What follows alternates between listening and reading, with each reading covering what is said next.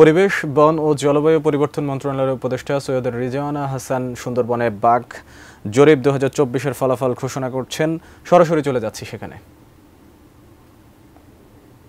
সেটা হচ্ছে আমরা দেখেছি যে সুন্দরবনের যে অনেক জায়গাতে ইকো রিসোর্ট রয়েছে, আমরা যেখানে আসলে পর্যটকদের আনাগোনা বেশি সেখানে প্লাস্টিকের ব্যবহার বেশি হয়।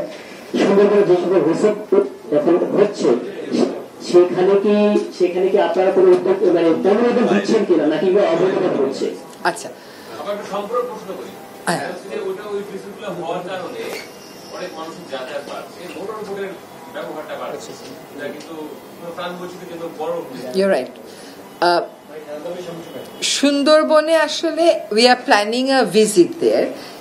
এই ভিজিটটা কেবল আমি আর বন বিভাগ করব না, সুন্দরবন নিয়ে দীর্ঘদিন যাবৎ কাজ করেন এমন বিশেষজ্ঞদেরকে নিয়ে কি কাজ করা উচিত আর কি কাজ আর কন্টিনিউ করা উচিত না তার একটা তালিকা করে আমরা কাজে নামবো।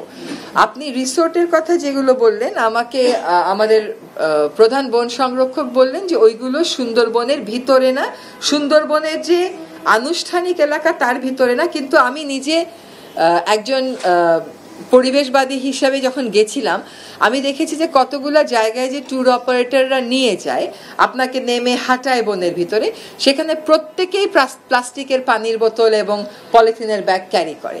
শিয়া বাটার ও ভিটামিন ই সমৃদ্ধ lily glam beauty soap. Lily, always beautiful. এটা কেবল সুন্দরবন কেন্দ্রিক না, টাঙ্গুয়ার হাওর কেন্দ্রিক, সুন্দরবন কেন্দ্রিক, প্রত্যেকটা জায়গাতেই এগুলো যে নেওয়া যাবে না, উচ্চস্বরে গান বাজানো যাবে না, এইটা কিন্তু আমরা একটা সিদ্ধান্ত নিয়েছি। কিন্তু এই ডুজ অ্যান্ড ডোন্টস এর তালিকা ট্যুর অপারেটর যারা আছে আমরা তাদেরকে বলেছি যে আমাদেরকে করে দাও। 2টা তালিকা আমরা পেয়েছি। এগুলো নিয়ে আমরা সুন্দরবনে পর্যটনটাকে কি করে একটা নিয়মের মধ্যে আনা যায় করে ফেলবো।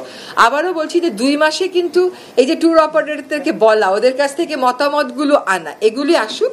ডুজ অ্যান্ড ডোন্টস এর একটা তালিকা আপনারা দেখতে পাবেন। এটা খালি তালিকা দেখবেন না, এটা আপনারা এনফোর্সমেন্টও দেখতে পাবেন।